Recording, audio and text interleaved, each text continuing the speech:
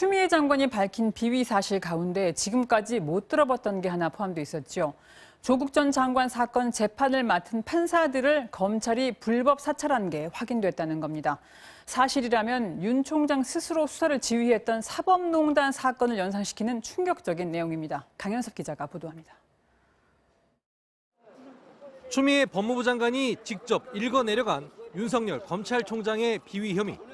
추 장관은 지난 2월 대검 수사정보정책관실이 울산 선거 개입과 조국 전 법무부 장관의 사건을 맡은 법원 판사들에 대한 보고서를 작성했다고 밝혔습니다.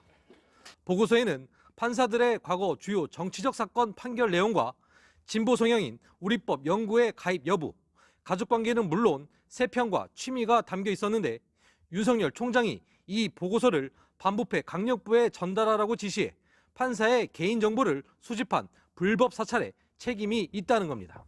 수사정보정책관실에서 수집할 수 없는 판사들의 개인정보 및 성향 자료를 수집하고 활용하는 등 직무상 의무를 위반하였습니다.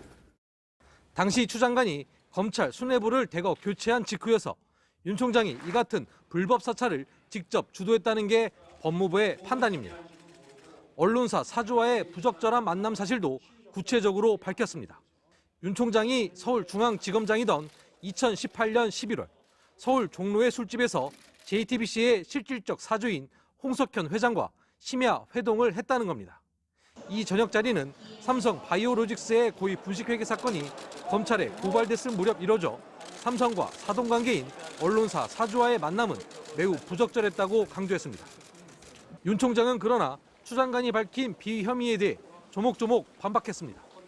판사들에 대한 불법 사찰은 공소 유지를 위한 참고 자료로 정보를 모은 것에 불과해 불법 사찰이 아니라고 강조했습니다.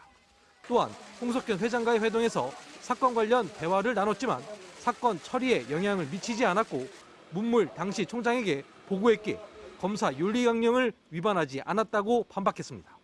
MBC 뉴스 강현섭입니다.